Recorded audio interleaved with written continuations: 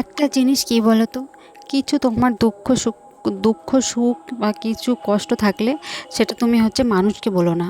আমার মনে হয় মানুষকে না বলে তুমি ঠাকুরের কাছে একটু শান্তিতে বসে মনটা ঠান্ডা করে বলো। নিজেরও অনেক হালকা লাগবে, আর মনে একটা ভয় থাকবে না যে এই কথাটা বললাম, কে হয়তো আমার এর সঙ্গে বলবে, ওর সঙ্গে বলবে, কি জানি কি হবে, এইসব কোনো চাপ থাকবে না। বিশ্বাস করো, যা কিছু হয়ে যাক না, ঠাকুরের সামনে বসবে, ঠাকুরকে বলবে। তো সকাল সকাল মা মেয়েতে কোথায় গিয়েছিলাম তো সবটাই তোমাদের সঙ্গে বলবো। তার আগে দেখো, এটা আমার আশেপাশের, জানি আশেপাশের কেউ আমার ভিডিও দেখে না তো চিনতেও পারবে না, যাই হোক বলে লাভ নেই। যাই হোক, মা মেয়েদের সকাল সকাল বাড়ির কাজকর্ম সেরে খাওয়া দাওয়া করে চলে গিয়েছিলাম যে বিডিও অফিসে। একটু দরকার ছিল, চলো তোমাদের সঙ্গে সবটাই শেয়ার করব। তো হ্যালো এভরিওয়ান, আমি রূপা। কেমন আছো তোমরা সবাই? তো নতুন একটা ভিডিওতে তোমাদের স্বাগতম। ভিডিওটা বেশ কয়েকদিনের ভিডিও তো এডিট করা ছিল না। আর আজকে যেহেতু আমার কোনো ভিডিও করা হয়নি, ওর জন্য ভাবলাম চলো এই পুরোনো ভিডিওটাই তোমাদের সঙ্গে শেয়ার করা যাক, ওর জন্যই আর কি।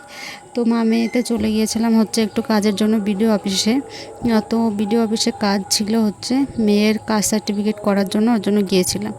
তো গেলাম, ঠিকই আছে, তো ওখানে কোনো কাজই হলো না। যাই হোক, তো চলো, আমাদের এই যে মানে মাঝদেয়া আমাদের এখান থেকে টোটো করে বাড়ির থেকে গিয়েছি তোমার অটো করে, তারপরে ওখানে কিছুটা গিয়ে ওখানে অটোর থেকে নেমে তারপর আবার টোটো ধরতে হয়েছিল।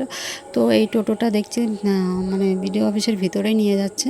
তো যাই হোক, খুবই ভালো, যেহেতু ওই দিন গরম ছিল, ভালোই গরম ছিল, আর রোদও ছিল, ওর জন্য আর একজন ছিল যেহেতু, ওর জন্য দুজন মিলেই, উনিও বললো আমিও বললাম, ওর জন্য ওই টোটো দাদাটা বললো চলো তোমাদের ভিডিওর ভিতরে দিয়ে আসছি। তো যাই হোক, চলে আসলাম। আর যেখানে আমাদের কাজ ছিল,